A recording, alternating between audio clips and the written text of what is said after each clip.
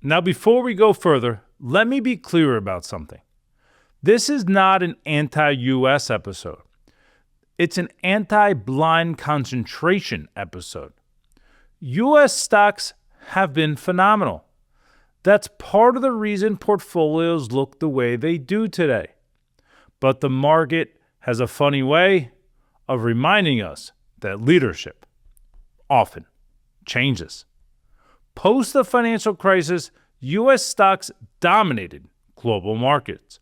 But recently, we've seen periods where international markets outperform by a wide margin. Now, 1 year doesn't create a new trend, but it reminds investors of something important. The market doesn't care about your comfort zone. It doesn't care what worked the last decade. Leadership rotates. Now here's where the conversation gets interesting.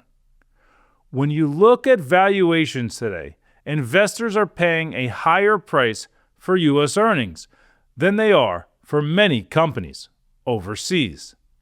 Developed international markets, as measured by MSCI EAFE, are trading at a larger discount to the S&P 500 than their historical average. Emerging markets are trading at an even wider discount relative to U.S. stocks. Now, cheaper doesn't automatically mean better. Markets don't move on a schedule, but valuations matter over long periods of time because what you pay for an investment influences what you can reasonably expect to earn. And when investors crowd into one part of the market, prices tend to rise, which leads to a simple observation.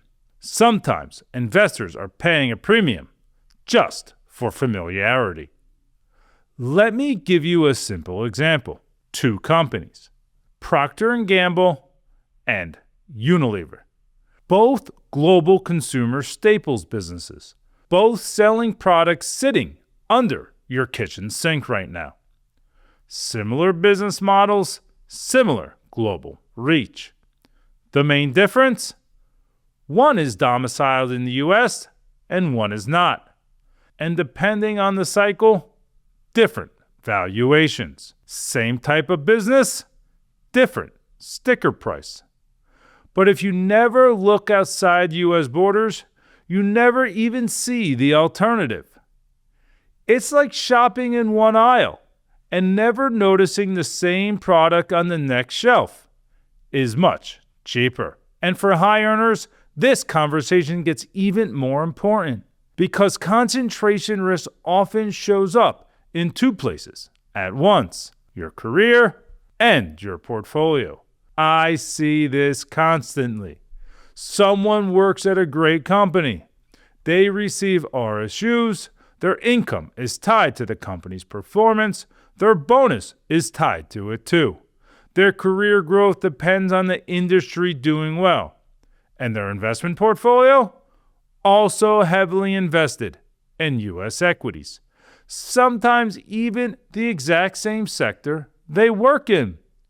Which means your human capital and your investment capital are pointing in the exact same direction. When the cycle is working, everything feels great. But when it turns, you can feel it everywhere at once.